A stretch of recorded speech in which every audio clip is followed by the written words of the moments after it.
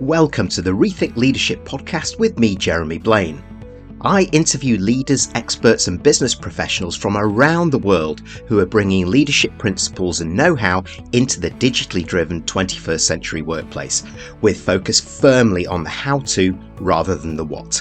Each episode is in aid of a charity chosen by my guests, and since 2020, we've made donations to over 80 global and local causes. Welcome to this episode of the Rethink Leadership podcast with my guest Matt Krayton, the founder and principal at Publitics. He provides counsel to campaigns at local, state and federal levels in the US, as well as to clients in the private and public sectors. Matt has advised presidential campaigns, guided public figures through high-stakes decisions, and helped executives align messaging with meaningful leadership. His recent work goes deeper, supporting leaders through identity shifts and the pressure to keep performing when the vision changes. He's also currently an adjunct professor in Centenary University's business department. Matt's credo is that the most effective leaders don't simply execute a plan, they create a movement.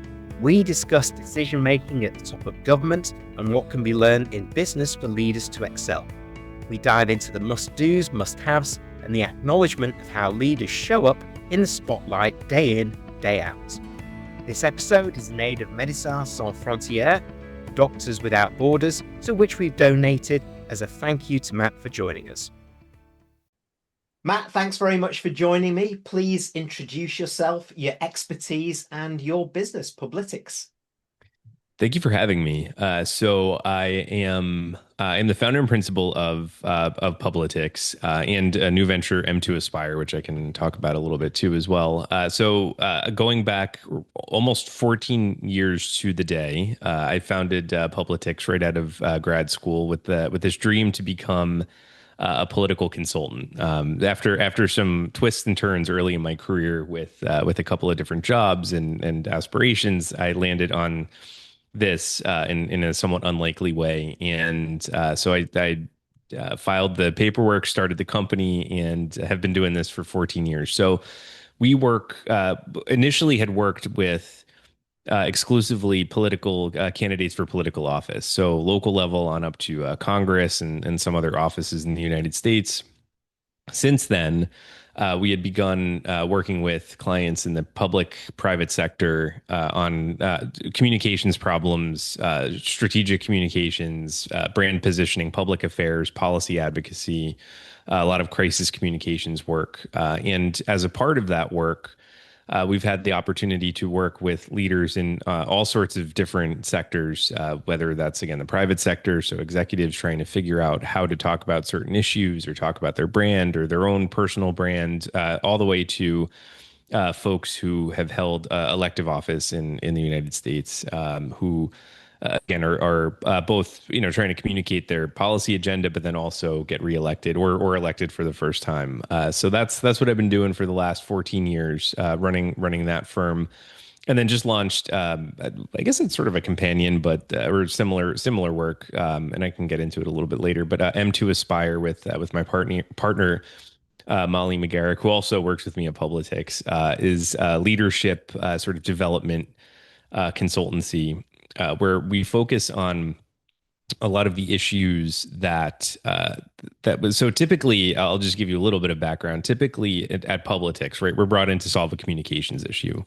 So how to talk about something. So you develop whatever message and then figure out how you're going to distribute that message, whether it's through a speech, through an op-ed, whether a television advertisement, digital advertising, direct mail, so you name it, whatever it is, and then we figure that out and get it out there. What we saw over the course of what I've saw over the course of the last 14 years, and then collectively, as we've worked with a lot of leaders, is that you need to get into the right mindset before you can actually communicate the thing that you need to communicate. And so we started to see all sorts of organizational issues that were contributing to communications problems. So that's what I would, tell clients is that, there are problems and then there are communications problems, right? And a lot of times people brought us in thinking they had a communications problem, when in reality, there's a problem that needs to be solved before you can even get to that point. So that's sort of how we land at today. Yeah, so difference between the symptoms and the root causes, right? And then you can see that first thing. So M to Aspire, that's Matt and Molly Aspire, is that right? That's correct. Yeah. Okay, Got it. right, great. Nailed it. Great, There excellent. you go. Uh, just ex just for kicks, explain to me what a political consultant is. Sure. So it's a pretty broad range of things, right? So certain consultants specialize in different areas. Some are more generalists. So for our part, at our firm, we are full service. So we do everything from the television advertising you would see during a campaign for office, for Congress or Senate or governor or what have you. Digital advertising, so ads that get pushed out over through Meta, Facebook, or other websites that you see, and then there's also direct mail, which is still a tool that is used a lot in the States to reach voters, and so we also do that as well. In addition to counseling candidates on their actual message and strategy for that particular campaign.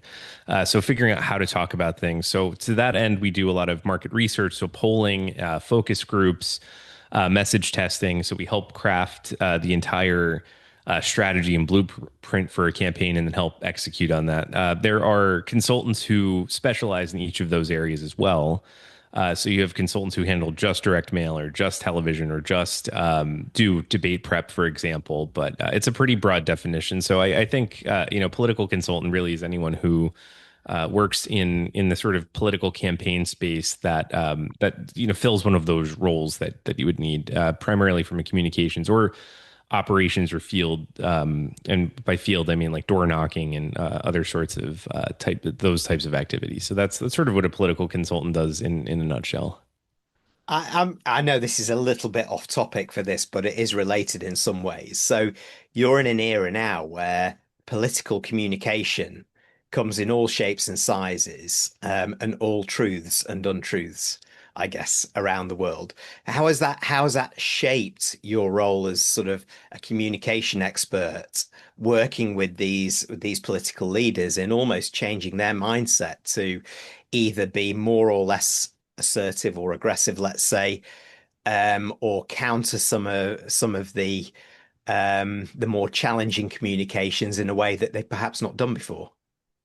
Yeah, that is a great question. So there have been a lot of shifts, and one of the things that we've had to do that you noted is actually convince the candidates themselves that we need to take a different approach to communication. So it used to be, looking back, 15 years when I first started. So at that point, Facebook was just becoming a tool that people were using for campaigns, right? Prior to that, there was some email that folks had sort of pioneered and figured out how to use for fundraising purposes.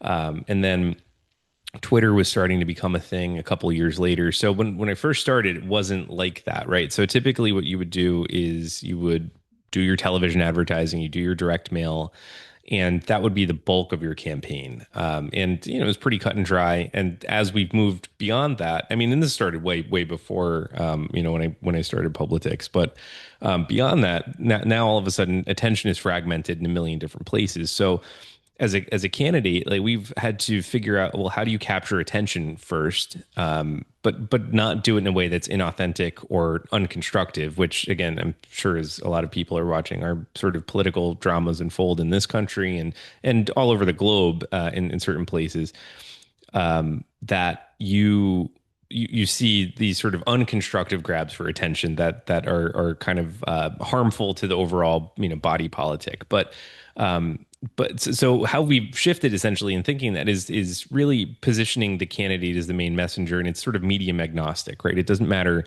what medium you're shooting for. You just need to have a really good story to tell. And so we've really tried to pull people back into focusing on the story and the narrative. Like, what story are you going to tell? What's authentic to you, which is very important. And I think there's been a lot of conversation about authenticity in politics, because I think this is this is no knock on fellow consultants, but I think sometimes, and I might be arguing myself out of a job potentially here, but sometimes you have these campaigns where there's too much advice, and that I think floods a candidate's head with all these ideas about what looks to be authentic or relatable. So I mean, you see these odd moments sometimes where you have a candidate who might be more of a policy wonk, kind of in the weeds of things, like naturally in that space. But then, someone comes along and say, oh, well, we need to make you more relatable in some way.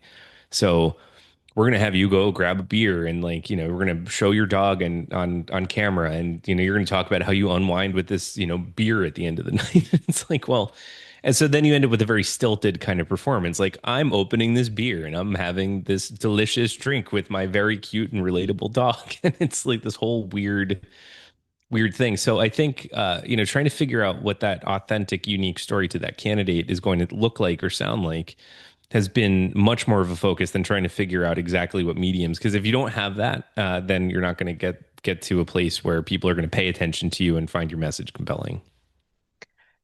It's interesting as you've been talking, I can't help thinking that in many ways, or the question, why don't we have a similar approach for our leaders in business? They get very little of this in many ways. So perhaps if I take it to the first part of your journey, working mainly with public sector, government, senior level politicians, how is decision making and communication shaped there, and what can we learn in business from that? And in terms of how we prepare for it, and secondly, how we deliver it.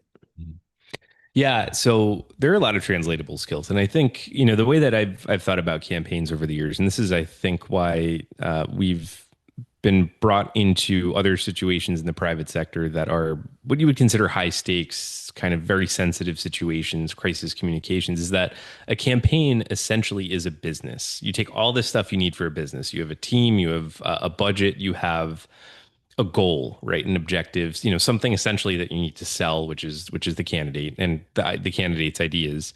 You take all of that stuff, you stick it in a pressure cooker, and then you throw a timer on it, right? And you need to figure out how to accomplish all of those things by the time election day rolls around. And if you don't, you're probably not going to win that campaign. So essentially what you're doing is living the entire life cycle of a startup or a business within over the course of, I mean, for a presidential race in this country, it's probably a 2 year cycle, maybe 1.5 years if we're being more generous with it. Other campaigns, you're talking about 6 months, right? You have a 6 month window from when you announce to ultimately when election day is, to figure all of that stuff out. So and the big difference historically has been, and I think we're seeing this changing a little bit, historically has been that when you are running for a public office, every decision that you make, despite what people think, right? People think there's a lot of behind the scenes, kind of back room transactional stuff going on. And yeah, there is some of that, but by and large, the decisions that you make are going to be very visible and very public. Because when you pass a policy or you pass a law, those things have implications for the most part for people in whatever geography you're looking at. So whether it's nationally, whether you're looking at a state, a town, bring it down to the smallest little town, right? If you're passing ordinances about, for example, speed limits or traffic or I don't know, you name it, right? Those things immediately, or housing, for example, those things immediately impact the people that live in that place, right? So you're going to have that visibility where you're making the decision in real time, often very quickly, and then you have to deal with the feedback loop of what people think about that particular decision, right? So that's what we've been dealing with in campaigns in the public sector when people are actually in elective office, is when you do make that decision, the spotlight's on you, right? And so not only do you make the decision, but it feels like it's harder to iterate that decision because the scrutiny is so intense at that point. Now, I think in the private sector, that hasn't always been the case, right? Where you can kind of iterate through decisions. It's not always a super public hot button kind of issue. Some of these things are day to day, just sort of operational nuts and bolts decisions that you have to make along the way. That's great, right? So as a leader, you can kind of be a little more deliberative. Um, you can make decisions that are perhaps a little more, at least initially, unpopular. But you can sell those decisions because you have the sort of space and bandwidth to do it. Now, I think at the higher levels of business, and even at some of the lower levels, where you have operational day-to-day issues that actually have taken on the character of a very political hot button issue, right? So, for example, how you treat your workers, right? Consumers actually care a lot about that stuff now. So once you make a decision, like I'm going to cut all these jobs, or I'm going to pay workers less, or move a factory to a place that isn't as friendly to workers. All of a sudden, that becomes a hot button issue. Or we're going to DEI was and still is one of the bigger hot button issues. So I think so. We saw a lot of companies trying to figure out DEI and social responsibility initiatives. And then all of a sudden the administration changes over, and now you have all of these different programs, which arguably I think were quite successful in many ways and are beneficial. Now, are there areas where any program can go too far? Of course, but I mean that's the case with anything. But I think generally speaking, all of these things were very good for the workplace. And yet, as a CEO and a leader, now you're faced with a hostile political environment externally, right? So internally, these things may have worked very well for you. Externally, though, if you're a publicly traded company, you rely on sort of public policy. You rely on the business environment being a particular way, right? Your investors make decisions based on the political environment. So now you have this hostility toward these things. So you have to figure out as leader, am I going to say something about this? How is that going to be received internally? And will that accomplish the goal that I'm trying to accomplish externally, right? So all of a sudden the spotlight is on you, and you don't have a whole lot of wiggle room to figure it out. Because previously you could say, okay, I'm going to institute policies that cultivate a broader cross section of people, experiences, and from different backgrounds, and bring them into my company, because I think generally that's a good thing, where you have this diversity of experience, diversity of perspective. Because I mean, at least, well, in the United States, right, it's a big, diverse country, right? So you want your organizations to kind of have some reflection of that for the most part, your customer base. So you bring them in, and then you can iterate through that. But when the spotlight's on like this and say, well, DEI is bad, all of a sudden it's like, get rid of your programs or else, right? So now the spotlight's on. You have to figure out how to make those decisions. So I think in some ways things were a lot different for a while. And that's not 100% true, but by and large, like decisions, you could make them a little bit behind the curtain, at least from public scrutiny. Now it's like, are you going to be facing a boycott? Are you going to be facing regulatory action? Are you going to be facing internal backlash for some of these decisions that you're making that seem to run counter to the values of your company? Yeah, it's a really interesting debate. And looking at it from across the pond, if you like, over there, it's being one step removed. It's even more interesting to observe what's happening. I really get the fact that you talk about generally leaders in business is a bit more deliberative. It can be iterative. It can be really meaningful until the spotlight hits and the pressure then comes on in a more ad hoc way than in politics. But that is one of the examples of where it's on. And it was quite a surprise for me, a short-term surprise, but then not a medium-term surprise, when I saw big leaders in big well-known companies almost just overnight taking these things away, and the impact it had on their employees when you read things like Glassdoor and Reddit, and the sentiment that was out there with it, a real kind of juxtaposition to that, what we need to do from a public perspective with looking after employees, making sure our customers are well looked after.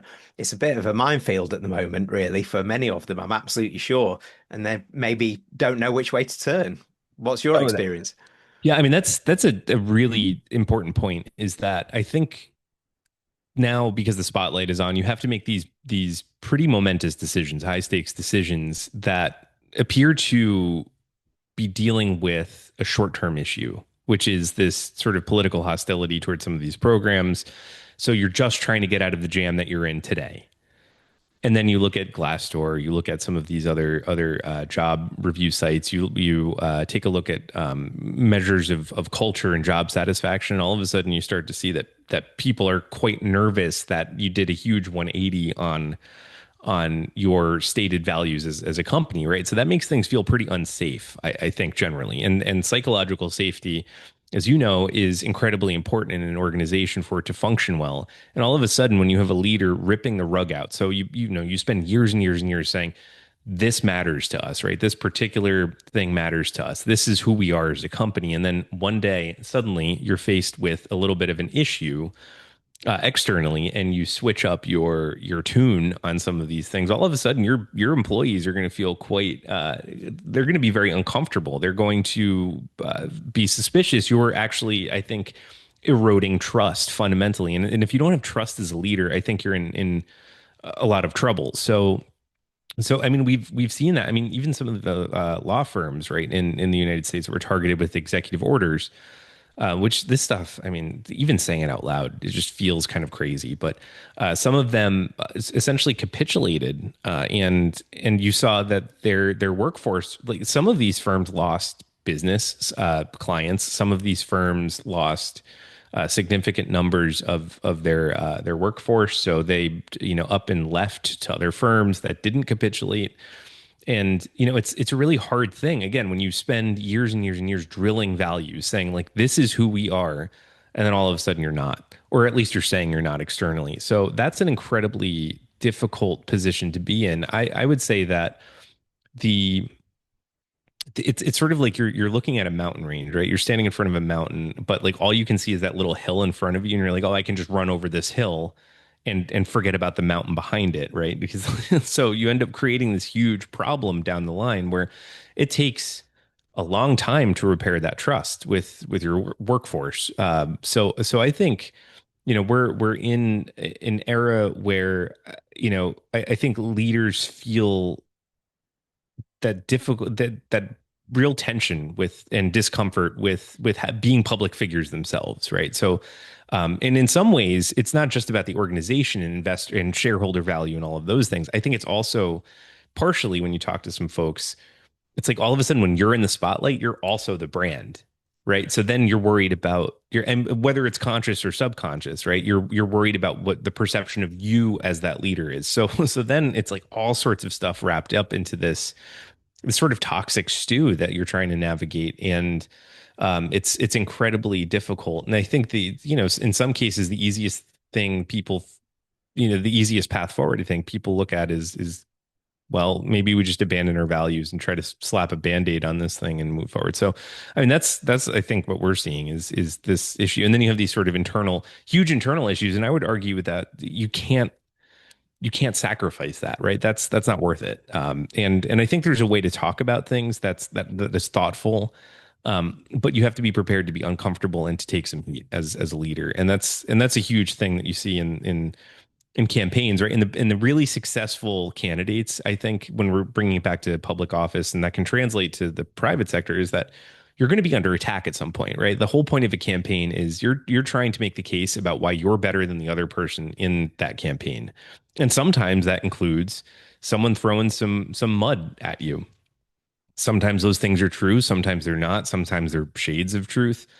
But the reality is you have to have a fairly thick skin. Otherwise, you make crazy decisions, right? And when you are under that pressure, under fire, you're going to feel like you need to react. And that's not always the best way to go, right? So the really successful candidates do a really great job of being able to sit with that for at least a moment before they react. Whereas, and you see that again in the public or private sector, that's a skill that I think, once you're in the spotlight, you need to figure out how to sit with that discomfort, whether it comes from your shareholders temporarily or comes from external sources or even internally. You just have to figure out how to sit in that and navigate it. It's, as you've been talking, I've been thinking about you and your role, so in Publitics, but also how you've evolved the business or how you saw an opportunity for M to Aspire because of the root causes that you've spotted. So it makes sense for me to just pause and ask you a question now. You've been at the center of a lot of these things in public office, in the corporate world, and wherever. And you're a leader of business yourself. So what have you learned along the way, and what have you adopted? Oh, I've learned so many things, and I'm still learning every day. So I think one of the things, well, I'll give you a personal, sort of a personal view on something that I've learned as a leader in my own business is that having started it sort of as a solo act, right? I was by myself for a couple of years, and then brought on a partner, team grew after that.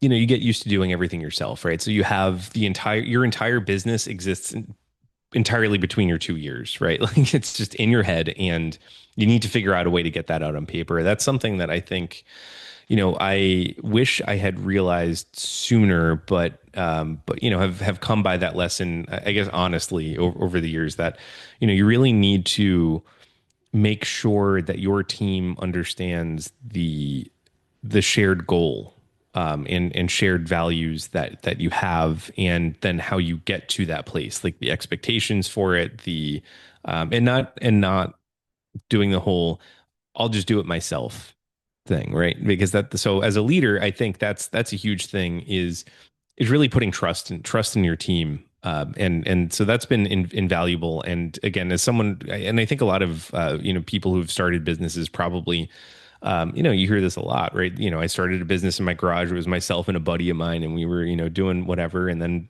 we grew and grew and grew. And then you have those growing pains. You see it a lot with startups, right? Where you have the sort of what I call like the pirate ship phase, right? Where everyone's sort of marauding, and pillaging and doing all those things. And then finally it's like, okay, we have to grow up a little bit. And how do you transition from a founder, which requires a certain skill set, to executive, to manager? So those things I think are really valuable lessons. I think too, like again, just working with leaders in other spaces, uh, being able to communicate and make decisions is incredibly important. And I know that sounds incredibly basic, right? But most of the problems that I have seen in organizations and with campaigns and whatever organization you want to talk about is the inability to come to a decision, right? At the end of the day, it's up to you to bring in feedback from your team and ideas from your team. But at the end of the day, you're the leader, right? So you have to make the decision and being comfortable with that. And so I've seen so much indecision, right, or decision paralysis over the years that it's so a lesson is really honestly, it's better to simply make a decision, even if it's the wrong one, because you can always course correct down the road, than not make a decision and just sit there and try to wait things out, and without any intention to do so. Now there are, like, doing nothing is a decision sometimes, right? Like, okay, we're not going to do anything about this situation, and that's perfectly fine. But what I'm talking about is spinning in circles, essentially getting on that merry-go-round of, well, we don't know what to do, we don't know what to do, we don't know what to do. So I think that's another piece, is again getting comfortable with the fact that you have to make decisions, and not everyone's going to be happy with you. And that's just the nature of leadership. But they can understand what you're thinking, right? And how you got to that decision. So I think that's the important piece, is what was the process of getting there. Yeah, and if we go right back to your first point, if you've built that strong basis of trust Hmm. and you've got that open communication, there's a sense of empowerment in there, but then you've learned it's like, right, I've got to make a decision, whether it's popular or unpopular. That level of understanding is is almost halfway there anyway before you get there. And then it's about explaining and spend a bit of time. So I do understand that. But the main bit that I've got out of that, which I really like, is the pirate ship phase, which I've not come across before. And I love the marauding metaphor around, for startups, and how you go from this one person entity with everything in your head to then Hmm. a few people there and everybody just going boomf everywhere before you start to get organized. I really like that one. So if we take a step out of what we've been talking about now, then, and considering all of those different environments where you've worked with leaders to communicate, to be better in front of their people, to stick to whatever their values are at the time of what they're going for. What are the big pieces of advice that you may give any leader right now, whether it's in government kind of area, in public office, or in business, or in the third sector, perhaps, to engage, inspire, and move the dial in terms of what they want to achieve? Absolutely. So one piece of advice I think, and this is where I think leadership in some ways is broken, right? There's this gap between what I think people perceive or the general public perceives as leadership and then what the actual practice of leadership looks like. And we see that in our politics all the time, right? Just to bring it back to the political sphere, where the qualities of leadership that you look for in people are decisiveness, right? But not in a sort of thoughtful way. It's like I can fix this for you, right? And so in times of great uncertainty, we see this in focus groups and polling a lot too. When you're talking to voters about this type of stuff, is that they look for someone who they feel is strong, can that has all the answers. Here's the reality, though: leaders don't have the answers, right? Like we don't have all of the answers. The What we do have is, or should have, is a commitment to getting to the right answer. But that doesn't sell, right, in the same way, sort of in the public sense. So like people look for, like, I can tell you with certainty this is how things are going to go or how I'm going to fix things. And once you get into the room and you have a team and you're trying to motivate them toward that shared goal, that sort of thing doesn't work particularly well. So what I would say is that you need to find your own authentic leadership style and really try to understand where you are, where the gaps are in your leadership skills. Work on those things yourself, but also pull people into your team that can help you fill those holes, right? Because not every leader is going to be good at everything. And I think accepting that, right, assuming that you are not Superman or Superwoman, or pick your superhero. I think we'd all like to think that, right? Like, I mean, I've had that. It's like, oh, I'll just do it myself. I could, and at the end of the day, that's not efficient. Number one, number two, there are things that I'm just not good at. That plain and simple. So figuring out where those gaps are, bringing the right people into your orbit, whether those are internal team members, coaches, people who can help you identify those things, see your blind spots. That's going to be incredibly important as you try to figure out how to actually lead through some of these very, very difficult situations. Because the reality of the world that we live in is it's not going to get less complex. It's not going to get less chaotic, at least, in the medium to short to medium term. I mean, I wish it would, but it won't.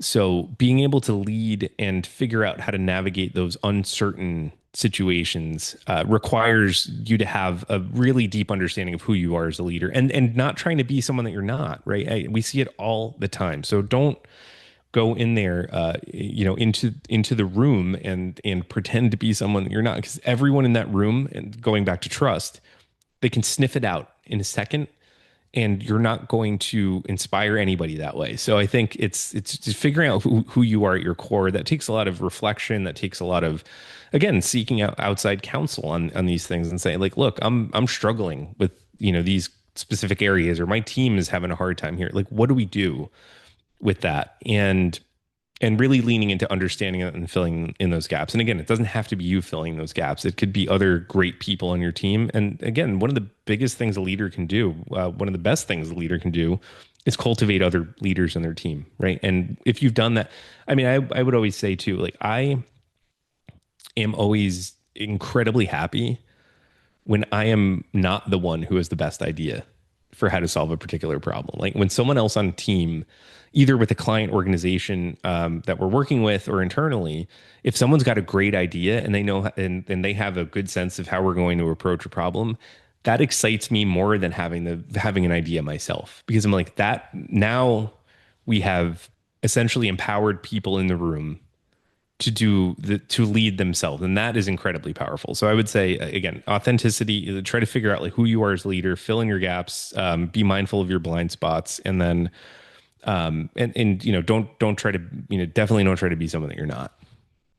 Yeah, I like the list we've come up with there, and knowing yourself, that first one is so important to then to do something what you also mentioned, which is find your own style, that authentic style that works for you and is you, but also people can see it as well, and people go, and that is often admitting that we as leaders are not the smartest people in the room, if we were ever.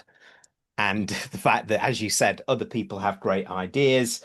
And while I'm developing myself, I need to do that with help. At the same time, I need to help and empower others, and accept that we're all in this together at some point. So demonstrating that vulnerability in some ways to people as a leader can play well, can play very strongly in certain organizations. Although, there is probably, I don't know how you would call it, toxic leadership at the moment around the world, where it's demonstrating that strength works and it's my way or the highway and I know everything, regardless of whether we know it's not the truth. So, I mean, how do you counter leaders like that? Yeah, I think unfortunately, like some of the folks who subscribe to that school of thought are not open to the type of coaching that they would need. There are others, right, who have. So I think there are two sort of prongs to this issue. So the first is people who try to engage in that type of leadership themselves because that's what they see portrayed in our sort of culture. They've seen it maybe in the boardroom before. You have someone kind of kick down the door and give everyone what for and say, well, this is how we're going to do things, and I have all the answers, and then everyone stands up and claps and say, oh, that's brilliant, that's amazing. So I think people have seen that before. You see it again on the political stage. So I would say that again, that there's the sort of selling the idea of leadership and then the actual nuts and bolts of leadership. And until you're willing to admit to yourself that you do have blind spots, you're not going to look for the things that might be holding your organization back. It'll show up, right? Eventually, it always does. It'll show up in your earnings. It'll show up in your assessments of culture. It'll show up in employee morale. It'll show up in productivity. So it does show up eventually, and you can fake it for a little while, but eventually, something breaks, right? And if you're the example at the top of the organization and other people are looking at you, so you're going to have managers who are looking at you and start to behave that same way. So it has a kind of a chilling effect on the entire organization if you're not willing to figure out what the nuts and bolts of leadership are. Because ultimately, at the end of the day, I mean, your two functions. I mean, the way I sort of look at leadership, your two functions are to make the ultimate decision. Number one, not to have the idea necessarily all of the time, but to make the decision. Number two, to motivate your team to work toward whatever collective mission or goal you have as an organization, right? It's pretty simple. Just two prongs, two things you have to do. If people feel demoralized, they're not going to feel motivated. So I think that's the piece that I think, folks have to recognize is leadership. Like our conception of leadership is fundamentally broken because those are the people we keep electing and putting in these positions, right? Are people who appear to be strong. Now, I would argue, if you're looking at the political scene in the United States, our previous president was not like that, right? He was not this blustery kind of. He actually figured out how to get a lot of stuff done.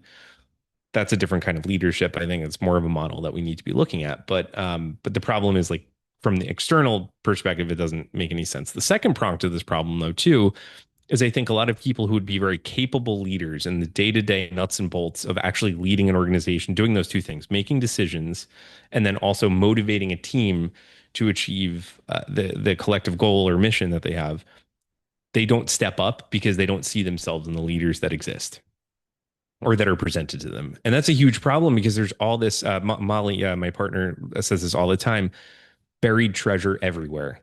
And they, in some ways are buried and then bury themselves because they don't see themselves in the leadership that exists. So and she's incredibly sharp. I mean, she's almost like she's got this incredible radar for spotting these people. Like when we walk into an organization and she just immediately is like, you over there. I have a feeling that you have something more to offer, and I want to talk to you about it. So it's amazing. But yeah, I mean, there's a lot of buried treasure out there because they just don't see themselves in the leaders that are out there. Well, we've talked about quite a lot of the consequences of actually not getting this right. And maybe if I bring Molly into this conversation now, said if I so, but I'm asking you. So if I asked Molly this question, Matt, what would you say? So I'd say that for those leaders that she spots that are getting it right, that are developing themselves and really understand kind of what makes it tick to make decisions to bring other people along with it, what are the benefits that she would tell me of getting that right? Yeah, absolutely. So I will do my best impression here. Though I will say that I definitely won't live up to the full the real version. But the benefits of getting it right are number one, better team morale, right? So I think you're going to have a team that's fundamentally more motivated to do what they need to do.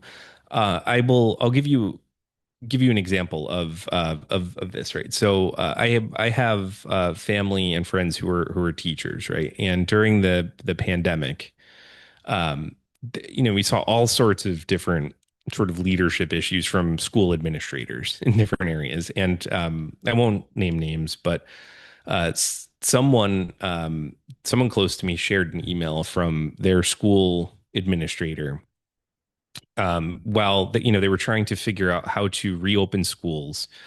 And so there were a lot of staffing shortages. People were getting sick a lot, were out. So they were short staffed almost every day. And this this leader, essentially a leader, right? He said, well, essentially, you better buckle up because it's going to be rough.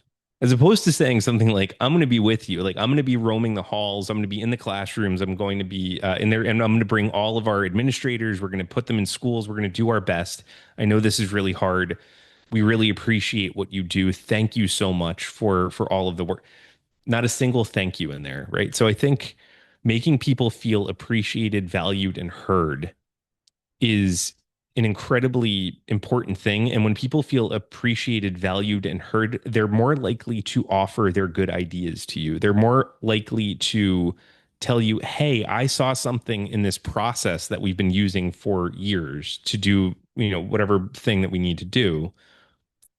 I have a better way to do it. And I know how to do it. So, we've talked to a lot of people about like who have cultivated incredibly efficient teams at doing really high quality work in the darkest corners of sort of like an organization. So it's never surfaced because of whatever ego at the top, where you don't want to. I think as a leader too, you don't. I mean, some people just don't want to hear where they've been wrong. And that's completely the opposite of what needs. So that's how you end up with the buried treasure. Now, if you unearth that treasure, and then you could see, oh, well, look, this team has been toiling away, and this particular manager figured out a system where everything works as it should work, and even better than we thought it could. Can we replicate that across our organization? So then you have opportunities to improve everything across the board when you're able to elevate people who have these ideas and have the psychological safety to speak up. That's not to say that every idea that everybody has is going to be a winner. It's not, but if you're not getting any flow of ideas or not giving anybody their appreciation or recognition and making sure that they're valued, then you're not going to be able to do those things. So I think a huge benefit of it again is like finding these pockets where things are just working, and it does happen a lot, unfortunately, or have better ideas about how to do things in a way that's a little bit different, but again, will get you to the right answer a little bit more quickly than you would have otherwise. So I think again, cultivating a psychological safety and building an organization that values that sort of thing and surfaces that buried treasure and really trying to kill off ego right at the top and saying like, look, we're in this together. It's my job to make the decision, but I want to hear what you have to say. I want to recognize the work that you've done. That's incredibly powerful. Yeah, and with that ego left at the door, you've got much more chance for your employees to feel and say that they feel appreciated, valued, and heard, as you so rightly said. Well, sadly, we're come to the end of this conversation, and it's so interesting. You've got such a broad experience within this, and I've taken a lot. In fact, I've taken a lot of notes down here as well, which I'm going to be pondering over myself. So, for those tuning in, Matt, how do people find out more about Publitics and M2 Aspire, and how do they connect with you? Sure, absolutely. So connecting with me, LinkedIn is the best way to find me, to find all my contact info on there. So it's Matt Krayton, Krayton.